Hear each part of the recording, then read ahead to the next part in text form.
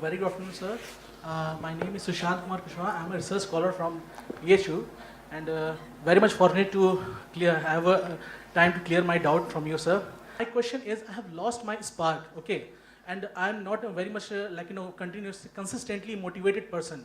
I have lost my motivation. How to regain that? To live my life and lead in a like a joyful way, to regain your inner peace. Thank you, sir.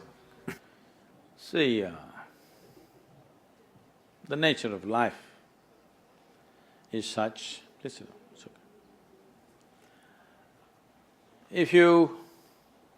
If you go outside in the garden and try to catch an ant,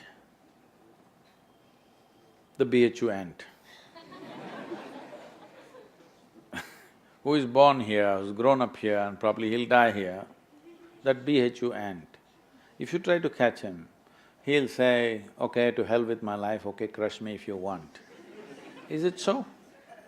He'll do everything to protect himself. He values his life, isn't it? Very much or no? Tiny little creature that we may not even notice, we may step on him without even seeing him, unfortunately. But he values his life immensely. Does he or no? He's got spark. But you, a human being, at least on this planet, you're the peak of evolution, physiologically at least. Yes? If other behavioral aspects, if we may have questions but physiologically at least, the most evolved creature on the planet. What the most evolved creature on the planet means is, it has the most complex neurological system and it has the highest level of cerebral capability. That means you can think, you can remember, you have memory. You have a very vivid sense of memory and a fantastic sense of imagination. An ant doesn't have such a vivid sense of memory, nor does he have any great imagination. He has some. But he has a presence of mind about the life that he is living. Because the education systems that you're going through right from kindergarten level is such that it is about everything except you. It's about everything else. Somebody is PhD in tourism, somebody is PhD in biotechnology, somebody is PhD in something. Nothing about this. How does this function? There is no attention at all. A human being functions. You know, you have a Kala Bhairava temple here. What this means is, a human being exists in three times. He lives because of the richness of his memory. How rich is your memory determines what you will do and what you will not do right now, isn't it so? So memory is important, the present experience is important, and how vivid is your imagination for tomorrow is very important. Right now the problem is, these things have all gotten mixed up because discipline of faculty has simply not come. Nothing has been taught to our children that there needs to be… Discipline means people think English kind of discipline, walking like this like idiots. Discipline of faculty is not there. Because of this, your own mind turns against you. What happened 10 years ago, you still suffer? Hello? What may happen day after tomorrow, you already suffer? Because there's no discipline of faculty. You don't know how to use your memory, you don't know how to use your imagination. Your memory makes you suffer, your imagination makes you suffer, and you think you're suffering your life. You are not suffering your life, you're only suffering the two greatest faculties of being human, vivid sense of memory and a fantastic sense of imagination, isn't it so? If you suffer the greatest faculties that you have, what can we do with you? If you suffer an ailment, understandable. If you suffer a disability, understandable. If you suffer your ability, hopeless case. Yes or no?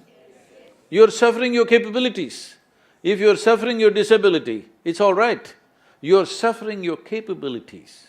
I must tell you this, about 4, 5 months ago, I think, you might have seen it on the news, a young lady, 34-year-old lady, who was a television anchor in Hyderabad, jumped off the 5th-floor window, killed herself, left a note, "Nobody is responsible for my death, my brain is my enemy." How many million years it took to get this brain to this size, and now it becomes your enemy? She articulated this, but this is true with almost 90% of the human beings. They are suffering their own intelligence, isn't it? If you take away half their brain, if you take away half their brain, they will be peaceful. Yes. And that is why a whole bunch of idiots are going about saying that the ultimate goal of life is peace of mind. Such people will only rest in peace. Now you, young man, university life, if somebody is not keying you up all the time, it could become too easy, you know. Even I remember, when I went to the university, most of the time we were in the canteen or in the garden. The easiest part of my life was university. I think… I know nobody's going to like it but I think this university time must be shortened unless somebody is producing something brilliant. They must be chucked out within 3 to 4 years' time, everybody. If they're doing something very focused and very intense, they must stay.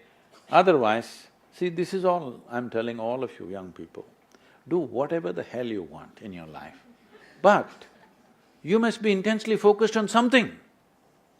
If you're not investing in anything, your life, it will just go waste. Because as I told you in the very beginning, one basic ingredient of your life is time, and this is just going away. Already you're 2 hours closer to your grave since I came here. Yes or no? 2 hours closer to Manikarnika. Yes or no? Yes, you are not immortal, it's just a limited amount of time. Are you a precious life, I'm asking? Is your life precious to you? Yes. Then you must decide where you want to invest this life.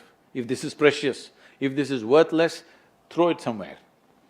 If this is precious, invest in something worthwhile, isn't it? So if you invest this in something worthwhile, not spark, you will be a flame all the time.